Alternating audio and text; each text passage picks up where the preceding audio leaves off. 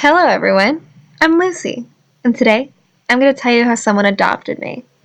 This is a story when I was 14 years old. One morning, I woke up and I went downstairs to the kitchen to drink some water. When I entered the kitchen, I saw Mom talking to someone and was talking about adoption. Listening to that conversation, I was shocked. I wanted to know the exact matter. I wanted to discuss it with Mom, but I was getting late for school. So I went back to my bedroom and I got ready for school. Then, in the evening, when I returned home, I saw a beautiful lady. My mom introduced me to her. "Hello, I'm Maggie.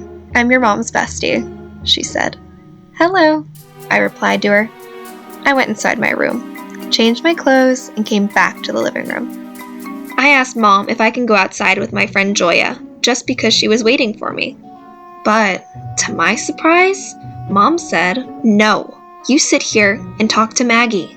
She came here from England because she wanted to meet you."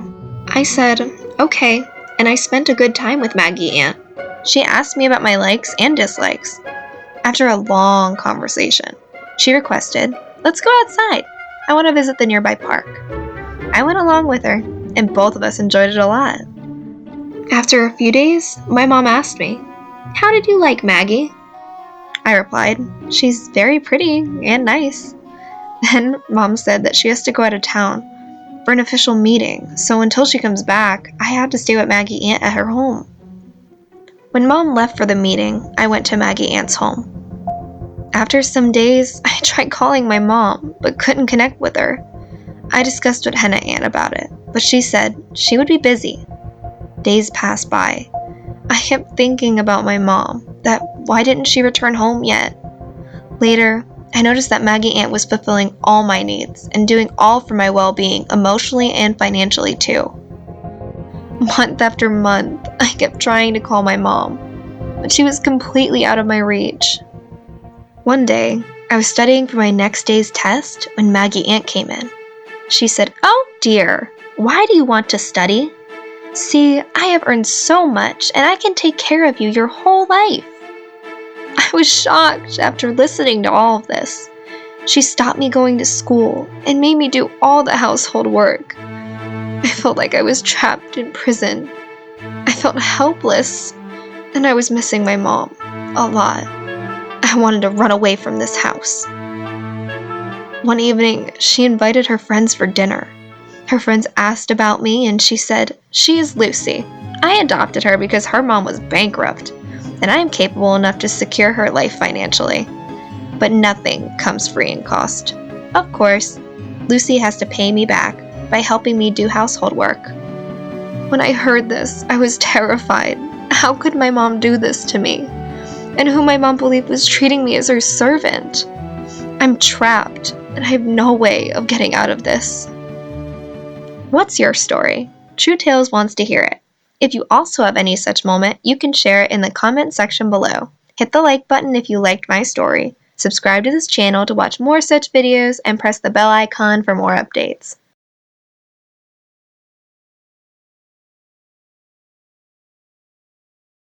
Hi, my name is Alice, and what I'm about to tell you might sound strange, but I wish I was ugly. I am what many people consider beautiful. I know that might sound a bit pretentious, but my experience has led me to believe that this is how most people perceive me to be at first glance. It all started when I was a baby. A lot of people would come up to my mom and comment on how beautiful her child looked. Of course, it seems pretty normal to compliment on a baby's appearance. After all, who doesn't love babies? But that attention did not wane over time. When I was 3, my mom was asked by a friend who works in show business if she would be willing to enter me into a children's beauty pageant. As I grew older and hit puberty, the attention I got only increased. Older boys started approaching me in the street to get to know me.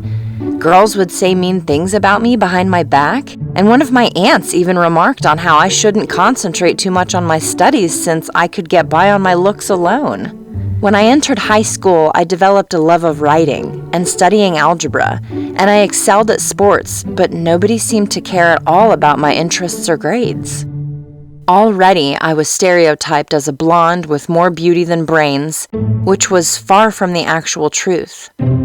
All of this made me feel very distressed and anxious.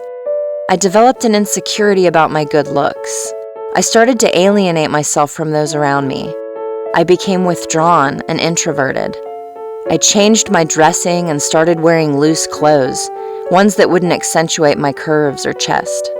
Another problem with being too pretty is that people develop preconceived notions about your personality and character. Many of the boys who talked to me were only interested in my appearance, and they did not seem to care or even comprehend how smart I was, or that my hobbies were different than going to parties or hanging out late at night with friends.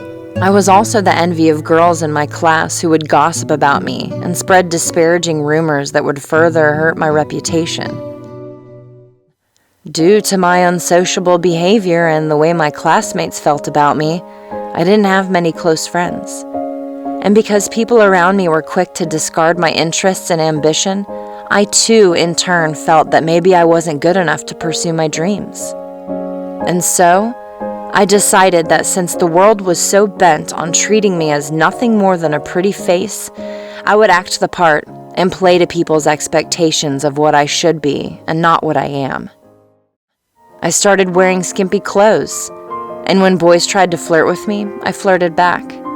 I began wearing makeup and lipstick. I also joined in with other girls when they would gossip. I fell behind in my studies as I would often skip class, and my grades suffered for it. Doing all of this did not make me happy. But at this point, I was so tired of trying to prove myself to others that I just thought, why bother with any of this? If this is how I will always be treated, then maybe I should act accordingly. One day in my sophomore year, I was invited to a party at one of the popular students' house. Almost every other underclassman was present. I picked out the most alluring dress I owned, and as soon as I arrived, all eyes were on me. While I did look spectacular in my new dress, it also wasn't something that I was known to wear, and so, many heads were turned in my direction. At the same time, my insecurity resurfaced and I realized that this is not who I am. As I turned back to leave, one of the boys came up behind me and grabbed my butt. That was the straw that broke the camel's back. I broke down and started crying uncontrollably. Everyone present started snickering or whispering to each other while looking at me. "Don't stare at me," I said out loud. With my eyes swollen and my body shaking, I ran out of there and drove back home. I didn't come out of my room for 3 days. After a few days, I begrudgingly went back to school, fearing what my classmates would say when they saw me after the scandal I had created. I was a bundle of nerves on my first day back, after a 3-day hiatus since the incident occurred. But I met with the school's guidance counselor, who was very gentle and receptive, and I opened up to her about my problem. I told her how it might sound egotistic or atypical to say that I was too pretty and that was the source of all my anguish, but she replied that it wasn't strange at all for me to be feeling this way. She said we could work on ways for me to be more comfortable in my own skin, and though it may take a long time, I would eventually learn to love myself as a person. Thankfully, things have gradually started looking up for me. I've gotten back to my studies and my grades have returned to how they were before. I've learned how to deal with my anxiety in a more positive way, and I no longer feel as perturbed by unwanted comments on my appearance. I even joined the literature club and the debate team so that I can gain more confidence in myself, and I've made a few friends there as well. There's still a long road ahead of me when it comes to dealing with my vulnerability and self-doubt, but for now, I am happy with the path I've chosen. What's your story? True Tales wants to hear it. If you also have any such moment, you can share it in the comment section below. Hit the like button if you liked my story. Subscribe to this channel to watch more such videos and press the bell icon for more updates. Hello, my name is Andy, and I have a story to share with you, or call it a lesson that everyone should know. Well, once in our life, we have come across many awkward people, and apparently, we have judged them. So, there was a boy in my band, and also in my Spanish and math class. His name was Jack. I never really liked him since he was a slowpoke. He didn't have any friends at all. He always sat alone at the lunch table with his phone and keeps listening to music. People just walked away, passing through him without caring. And in the class, whenever he was asked a question, he would take a long time to answer it. The whole class would get annoyed. I didn't know why, but I didn't care enough to know. I used to ignore everything and carry on with my stuff.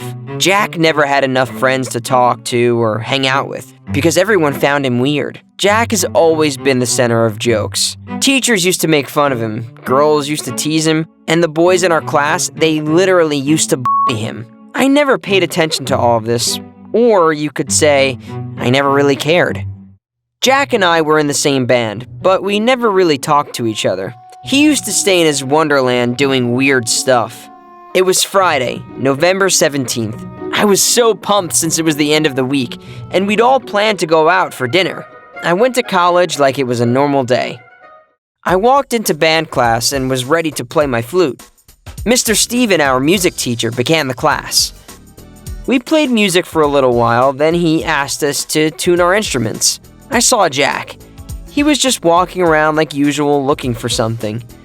There's nothing surprising about that. He does that every class. He doesn't attend the whole class period, he just walks around looking for new reeds or his instrument. He plays clarinet, by the way. So then Mr. Steven asked a question to the class. Who here can tell me what note it is just by hearing the pitch? Nobody raised their hand except Jack. The moment I saw him, I laughed, but not out loud. I thought he couldn't do anything properly. How could he possibly guess the note when the pitch is played? Everyone present there was wondering about Jack. They were passing out comments or making fun of him. He was still standing there and smiling at Mr. Steven. Well, no wonders even Mr. Steven was aware of the fact that Jack has never done something good. Mr. Steven even laughed a little and then told Jack, "Come here, buddy." Jack went to Mr. Steven and stood in front of the class. Mr. Steven had a tuner, and he played a pitch and asked Jack to guess the pitch. Jack replied, E flat. Mr. Steven said, "Okay, good," and played another pitch. F sharp, Jack said. The whole class went pin drop silent. Well, it was a little impressive as Jack was totally into this. He was just answering back to every question asked by Mr. Steven. Looking at people's facial expressions, I could tell you that everyone was literally shocked to see Jack doing this, because everyone had a clear idea of how he was. Seeing Jack like this also shocked me. Mr. Steven then challenged Jack by playing 2 pitches at the same time. Jack accepted the challenge, as I could see the spark of confidence in his eye, like he was made for this. Mr. Steven played 2 pitches at the same time, C and B flat. Jack answered. Mr. Steven played 3 pitches, G, A flat, E sharp. Jack replied again. Everyone was amazed after listening to Jack's answers, and Mr. Steven was also quite happy. Good job. Go back to your seat, Mr. Steven said.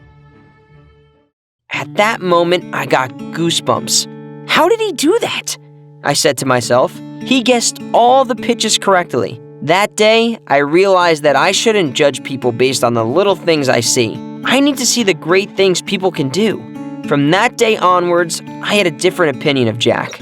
I forgot all the things he was bad at and focused on the things he was good at. Whenever I saw him, I said to myself, he is the guy who impressed me. He is the one who is musically talented. Next day onwards, people stopped making fun of him at school. Jack and I are now good friends. He's now the man in charge of our music band because he deserves it.